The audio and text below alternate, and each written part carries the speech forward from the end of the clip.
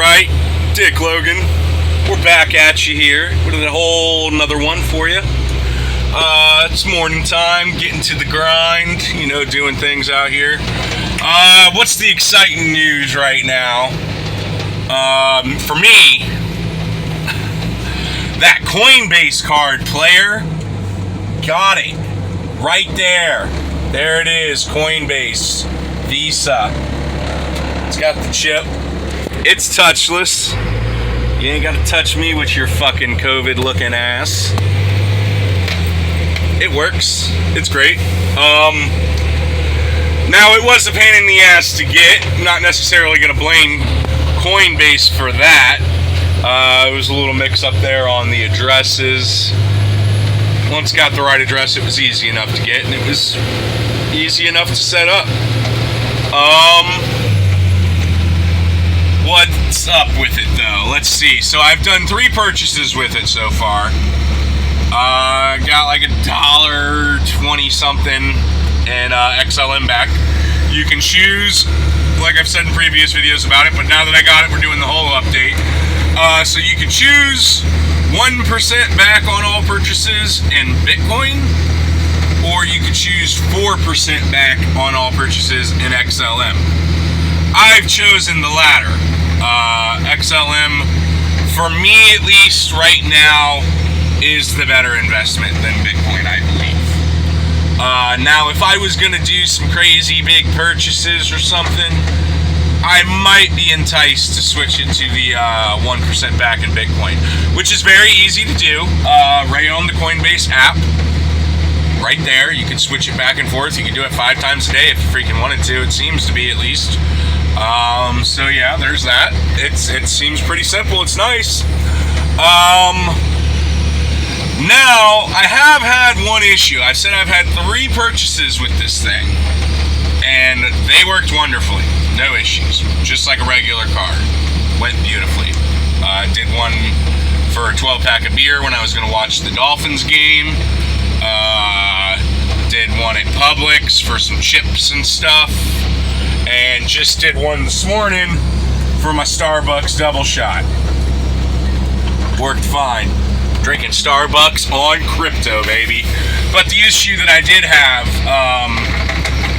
getting to it, man, the sun is kicking right now, is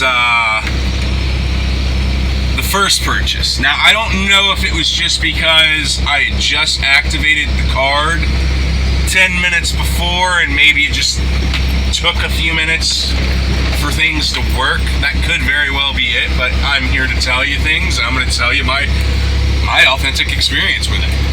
So the first purchase, what I wanted to do was fill up the gas tank. You know, because we're getting 4% back in XLM. You know, the biggest purchases for most people over the course of a year are usually gas and groceries and stuff like that. You know, those are usually your 2 biggest, or 2 of the biggest. So definitely want to get it back on that, right? So when I went to do the gas purchase, I went to the pump, and I've used this gas station before, and I've used other cards. And when the story comes full circle, you'll understand. So I get to the gas station, I go to use the card, it scans, I stick it in. You know, this gas station doesn't have the touchless, so I stick it in, and seems to be working. I'm like, okay, you know, it's the first purchase. I just activated the card 10 minutes before. I'm excited. It's the weekend, you know. I'm pumped up about it. And it asked for my PIN. I'm like, cool. Put the PIN in. And I wait about 2 or 3 seconds, and transaction declined. Oh, no. That was like my exact look right there. Oh, fuck. That hurt me when it happened. And I was like, nope, there it is. Shit's not as good as I thought, right? It ain't as good as I'm preaching. But I used it a few minutes later, you know, 30 minutes later or so, and I bought some beer with it and it worked fine. And it's worked fine since. Just did not work for that fuel purchase. And I know the pump worked because when the card declined, I was like, oh, well, fuck. And I put that card back, and I pulled out my Wells Fargo card, and worked just fine. I was able to get gas. So it was not the pump. It was the card. And again, that could be, just activated it. But I do have another theory as well. And I'm going to test this theory further, and I will update you on it. But what it is, I'm curious. I think maybe on transactions where it doesn't have a definitive total amount, and it doesn't necessarily know what to charge it right away, it could decline unless you have a significant, or at least a decent amount of money in there. For example, when I declined on the fuel pump at 7-Eleven, I looked on the app, and it showed the transaction, and it showed it declined. But it showed that it had declined as if I didn't have enough money in my account. I put $50 in there, just to start it off. I just wanted to throw $50 in there, make a few purchases, see that it really worked before I put any real money into it. And so I put $50 into it. And at 7-Eleven, it charged me $91, or it tried to. It attempted to charge the Coinbase card $91, which I only had $50 in there because I just activated it. And obviously, the transaction declined. So I don't know if that's 7-Eleven just charging a lot, but it couldn't have been because of my Wells Fargo card. I didn't have $91 in that one either at that moment. I got multiple cards going here and multiple accounts, and it's hard to keep track of. But the majority of my money is in cryptocurrency. And now this does lead me to another point about Coinbase. When it declined, it did not roll over into taking others of my cryptocurrencies. Now this leads into, well, what cryptocurrency am I paying for things with?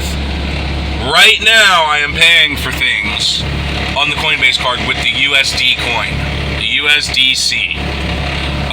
The United States dollar coin. It's a stable coin, stays at $1. On Coinbase, you get 0.15% APY back on it. It's just it's the crypto equivalent of a real dollar. Is basically what it is. There's others like Tether and DAI and stuff, and they're cool. But it seems to be that the USD coin is starting to reign supreme over all of it.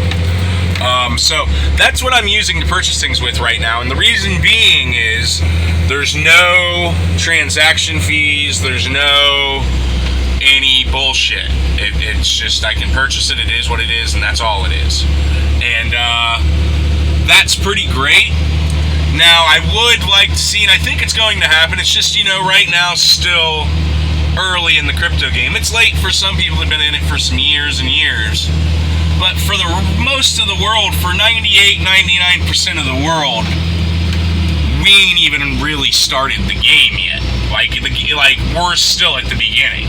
You got to remember and keep in that perspective. So it's like right now, only being able to do the purchases with the USD coin without the fees. Now you can purchase with other things. You could use XLM, you could use Dogecoin, you could use Ethereum, you could use Bitcoin. But they do hit you with some fees for using the shit. So that's something. For now, I'm going to stick with the USD coin and get my 4% back in XLM. I'm just going to keep my everyday spending money in there. It seems to be working fine. I've done a few purchases. It's doing okay. So that's basically where I'm at with things. I would like it, like I said, to get to a point. It'd be great if I could use, Dogecoin or something to start making my purchases with and not have to worry about the fees. I think that will come. Just might be a little time. Remember, when you're ahead of the game, sometimes you're early to the party. But that's about all I got to say for now on this. This was a Coinbase update. The Coinbase card, Visa. Exciting. You guys take it easy. I'm going to do another update about Algorand. I talked about it in my video, and it's doing pretty fucking well. So, look for that one. And Dick Logan. Like, comment, subscribe. Fucking until next time. Take it easy.